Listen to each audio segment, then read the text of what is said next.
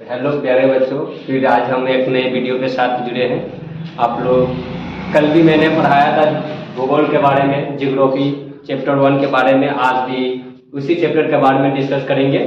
जो भूगोल है, इकाई 1 संसाधन एवं उपयोग। कल सिर्फ भूगोल के बारे में बताया था कि भूगोल है क्या, भूगोल के जनक कौन है, भूगोल का खोज कब हुआ था, उसके बारे में बताते। आज पढ़ाएंगे कि संसाधन, ये जो है संसाधन और इसका उपयोग, इसके बारे में आज हम लोग डिस्कस करेंगे।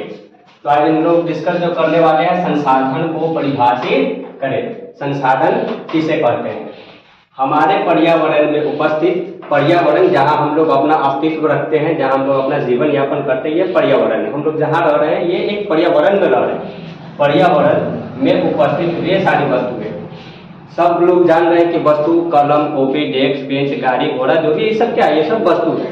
जो सब वस्तु उपस्थित वे सारी वस्तुएं जो मानव की आवश्यकताओं को पूर्ति करता है। जैसे हमारी आवश्यकता है अभी पढ़ाना है बच्चों के लिए, जो डिस्कस कर रहे हैं, ये भी मेरी एक आवश्यकता है। बच्चों की आवश्यकता है कि मैं पढ़ूं, और मेरी आवश्यकता है जैसे गाड़ी, यहाँ से कहीं जाने के लिए गाड़ी की आवश्यकता होती है, खाने के लिए पानी की आवश्यकता होती है। उसी तरीके से जो मानव की आवश्यकता को पूर्ति करता है उसे ही संसाधन कहते हैं। जैसे भूमि, भूमि भी हमारी आवश्यकता पूर्ति करता है। भूमि से हम लोग अनाज उत्पन्न करते हैं। दूसरा आता है जल, जल भी मानव की आवश्यकता को पूर्ति करता है, क्योंकि जल से हम लोग खान पियन और कपड़ा लत्ता धो देते हैं। बहुत सारी चीज की जो है जल से हम लोग उपयोग करते हैं। वन यानी पेड़ पौधा, इससे हम लोग फर्नीचर बनाते हैं। वन से भी हम लोग बहुत सारे उपयोग कर लेते हैं, जो हमारी आवश्यकता को वन भी पूरा करता है। कोयला, पेट्रोल इत्यादि, ये सब क्या है? संसाधन है।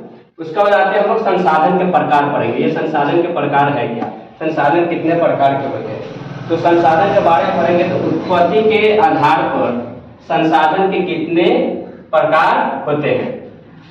तो उत्पत्ति के आधार पर संसाधन के दो प्रकार होते हैं। एक होता है जैव संसाधन। जैव संसाधन किसको कहते हैं? तो वैसा संसाधन जिसकी प्राप्ति जैव मंडल से होती है। वैसा संसाधन जिसकी प्राप्ति जैव मंडल से होती है उसे जैव संसाधन कहते हैं।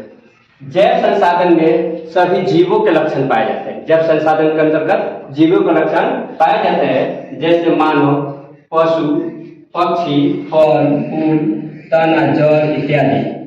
और दूसरा है अजैव संसाधन। अजैव संसाधन के बारे में अभी हम पढ़ेंगे। हम लोग अब अजैव संसाधन, वैसा संसाधन जिसका प्राप्ति निर्जीव पदार्थ हो। निर्जीव पदार्थ जिसमें जान और प्राण नहीं पाया जाता है, उसी को हम लोग कहते हैं निर्जीव पदार्थ। जिसकी प्राप्ति निर्जीव पदार्थ से होती है उसे अजैव संसाधन कहते हैं। इसे बेंच, बेंच में जान प्राण नहीं पाया जाता है, ये निर्जीव है।